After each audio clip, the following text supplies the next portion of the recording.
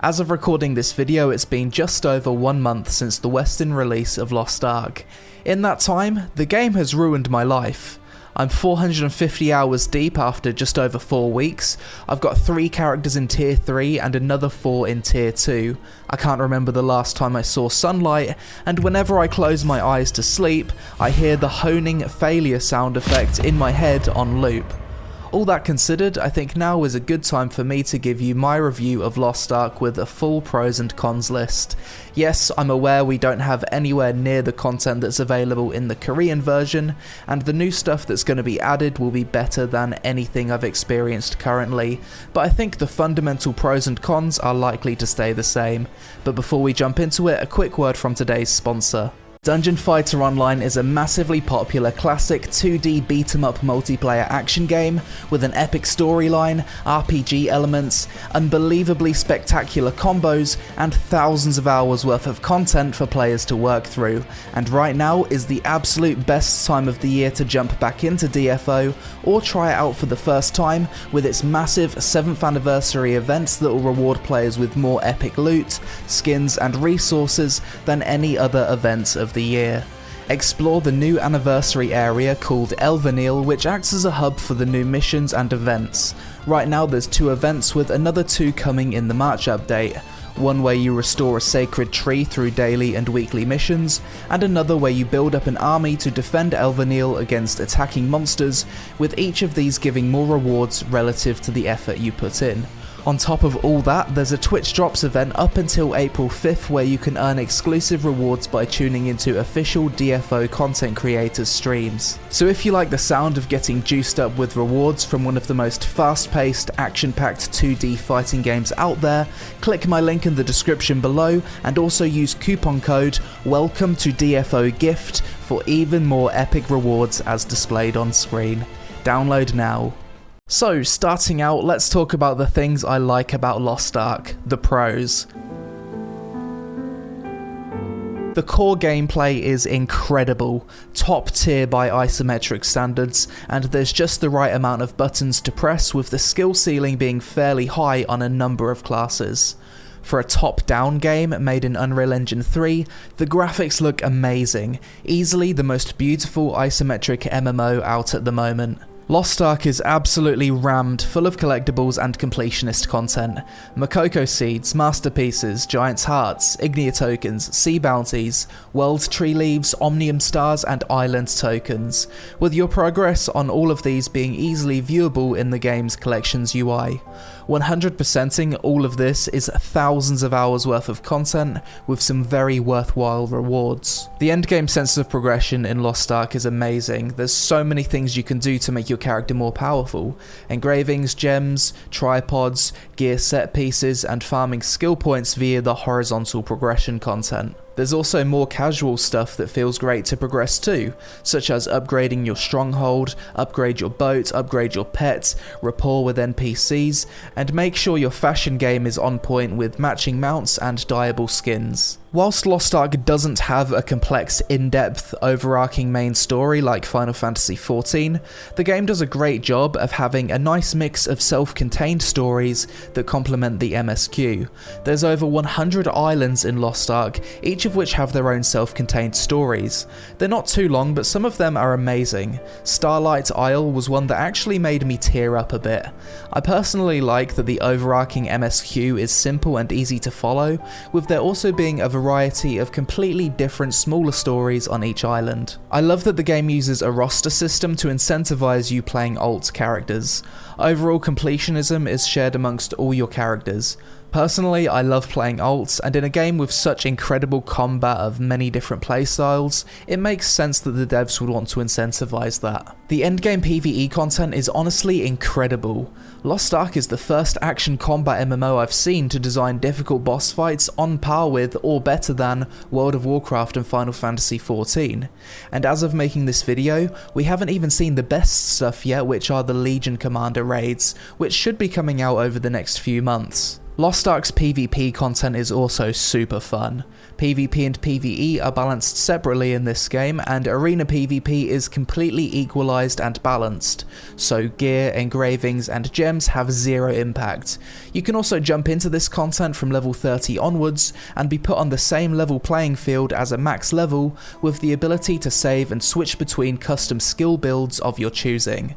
There's also open world GVG islands and sieges coming soon that isn't gear equalized, but I haven't experienced that yet. But it's nice to see an MMO where the PvP is equally as loved as the PvE content. For an MMO that's endgame is based around completing daily time-gated content, I don't hate the dailies in Lost Ark as much as I have with other MMOs such as Arcade in the past. I think for the most part the dailies are relatively painless in Lost Ark, due to the fact that if you miss a few days, you get extra rewards next time. If you choose to do dailies once every 2 days, you'd progress at 75% of the speed of someone that did it every day, which isn't too bad really. I also like that there's an element of RNG that keeps the dailies somewhat exciting. Cube and boss rush tickets drop from the chaos dungeons, as well as the random gold or red portals that can spawn. That being said, the daily system could definitely be improved, which I'll talk about in the cons. Lost Ark has so many timed events that the world actually feels quite alive. You've got islands that only appear at certain times of the day, map events, sailing events, world bosses, chaos gates, the infamous ghost ship event, adventure islands, and login/seasonal events. With so many timed events, it helps break up your gameplay, as you always want to prioritize doing the content that isn't available all the time. And unlike a lot of MMOs, Lost Ark's new content releases doesn't completely invalidate previous content. It's not like World of Warcraft, for example, where the game is only as big as the latest patch. You still need to play through tier 1 and 2, earning things like engravings, silver, gold, cards and roster XP that will be just as relevant in tier 3. It's a game that's not afraid to release content that not everybody will be able to experience right away, and that's okay. It kinda reminds me of how Blizzard approached releasing raids back in TBC. I really hate the honing screen UI in Lost Ark. Usually RNG upgrade Korean MMOs have a very satisfying upgrade screen where you can skip animation, and there's a nice build up of anticipation before your success or fail is revealed. These UIs are usually responsive, and there's a satisfying ding when you hit your upgrade. Lost Ark's honing UI is nothing like that. It's a mess, requires too many clicks, isn't responsive, and there's no way to skip animation when upgrading your alt's gear with a 100% chance of success.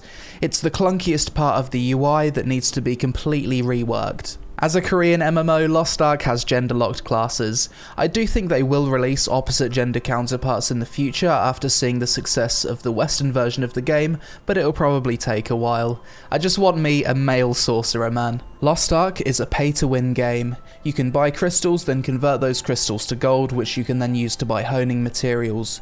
A player that spends money is always going to progress faster than a free-to-play player if they put in the same amount of time and have similar game knowledge. Now, in other regions, the pay-to-win wasn't much of an issue, because the game was designed so that free players can keep up with the release of the latest content. However, in the Western Amazon-published version of the game, they're releasing content at such a rapid pace that free-to-play players have zero hope of experiencing new item-level gated raid content on release day, which wasn't the case in other regions. Amazon Game Studios have essentially made Lost Ark feel more pay-to-win in our version by adopting a whale-bait pay-to-win model, which will result in the top 0.01% of players experiencing new content first. Then a few weeks later they'll buff honing rates and make it easier for other players to get past the item level gate. This, as you can imagine, hasn't been very popular and goes against the core reason of why Lost Ark was such a loved game in Korea, in that it was the first MMORPG to be truly free-to-play friendly, and through time and effort a free player could keep up with the latest content. Now, whilst the game is pay to win, that doesn't mean it's not a fun game or worth playing. Lost Ark is still free to enjoy, and to be honest, the vast majority of MMOs nowadays have some form of pay to win in them if you dig deep enough. Everyone has different levels of tolerance when it comes to pay to win, and for me personally, it's not bad enough in Lost Ark that it would dissuade me from playing. Additionally, once our version is eventually caught up to the Korean version of the game, free-to-play players are likely to have a much easier time keeping up with the latest content. Personally, something I don't enjoy so much is doing Guardian raids and Chaos dungeons twice per day per character. When I first started playing the game, I loved this content, but it's a daily, and like every daily, you'll get bored of it very quickly after a month or two. The first run of each Chaos Dungeon and Guardian raid per day I actually enjoy. I love kicking the shit out of Guardians on each character once per day, but then to instantly requeue and do the same Guardian again for max rewards becomes a bit tedious. Now I know you don't have to do this every day, I know there's a rest bonus that means you can get 75% of the rewards for doing this every other day, but I just think this would be so much more fun and leave a lot more time to enjoy the horizontal progression if the devs just doubled the loot from Chaos and Guardian raids and you only had to clear it once per day. Once you get to tier 3, you start to realise that Guardian raids aren't really endgame, they're dailies. They're very easy and you'll master the fights very quickly and have to do them countless times before reaching the next gear threshold to unlock the next boss. For a game designed around having multiple alt characters feed your main, I think making this change would be amazing. In this game, you get so many accessories dropped through Chaos Dungeons that sorting out what's valuable or useless is a massive pain in the ass. There needs to be a loot filter where you can select engraving/stats combos to be highlighted in your inventory so you can see at a glance what's worth keeping or dismantling. They have a similar system implemented already with tripods. I'm not sure why there's no option to do this for accessories. To be a competitive PvP player in Lost Ark, you basically need to play with 21:9 aspect ratio for vision advantage. So if you don't have a widescreen monitor, you need to force 21:9 mode via the in-game settings on your 16:9 monitor, which will look like shit. The game does look amazing if you have a 21:9 monitor though. As far as MMO auction houses go, there's a few small things that annoy me about the one in Lost Ark. The first thing being that you need something called pay-ons to buy other players' auction listings. To get pay-ons, you either get them as event rewards for free, or you buy them off the cash shop. Another slight annoyance is when using the auction search filter, your input resets if you change the top search category, and there's no option to advanced search for certain amount of nodes or specific negative trait engravings. Some small changes could fix this. There's a few PvE mechanics in Lost Ark that I think are very poorly designed, unfun, and piss me off. The first one being the unavoidable darkness mechanic. Basically, the difficulty here is that you can't see anything. It's just not fun. In my entire time playing, there hasn't been a single occasion where I've enjoyed the darkness mechanic. It makes all fun and fight satisfaction go to zero, and if you die from it, you just feel unlucky. Another mechanic that pisses me off are effects that have unclear hitboxes. Boss energy beams are notoriously frustrating for this. You think you're avoiding the attack, but the area of the energy beam isn't clear. Just have distinct lasers that are clearly telegraphed. I really dislike the amount of mechanics in the game where the difficulty comes from not being able to see the mechanic clearly. If you're someone that hates RNG, you will likely find Lost Ark's gear upgrading quite annoying. By Korean MMO standards, it's not that bad though. It's nowhere near as frustrating as enhancing in Black Desert Online, for example. Failing an upgrade doesn't degrade your gear, and after enough fails, it's a 100% chance.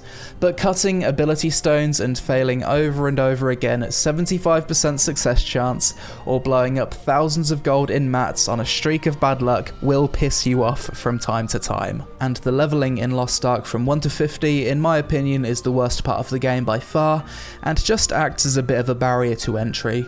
I know a lot of people who quit the game pre-50 because you're just on autopilot with no challenge, running from NPC to NPC, smashing the G key. It really is an MMO that starts at endgame. You could even say that it doesn't really become a meaningful endgame until tier 3, which players actually start at on the Korean servers. That being said, once you've leveled from 1 to 50 once, every future alt you make can be boosted to 50 via knowledge transfer in the stronghold, or through power passes which the game gives you for free. Overall, to summarise my thoughts so far, I think Lost Ark is and will continue to be a successful MMO for the foreseeable future because the horizontal progression feels just as good as the vertical progression. And unlike the majority of Korean MMOs, the game's pay-to-win heavily targets the top 0.1% giga whales and is fairly reasonable for free-to-play. The fundamental gameplay of Lost Ark is the best I've experienced in a top-down game. The sheer amount of content and content variety is enough to keep you addicted for thousands of hours. It's got a great mix of overarching and self-contained stories, it's a completionist's wet dream, and the game rewards you for playing alts, which is additional content in itself. I haven't been this addicted to an MMO since World of Warcraft back in Wrath of the Lich King. I haven't cared about PvE content in MMOs for years, but Lost Ark has made me obsessed with raiding and mastering boss fights. I don't even typically like top-down games, but I can't stop playing this one.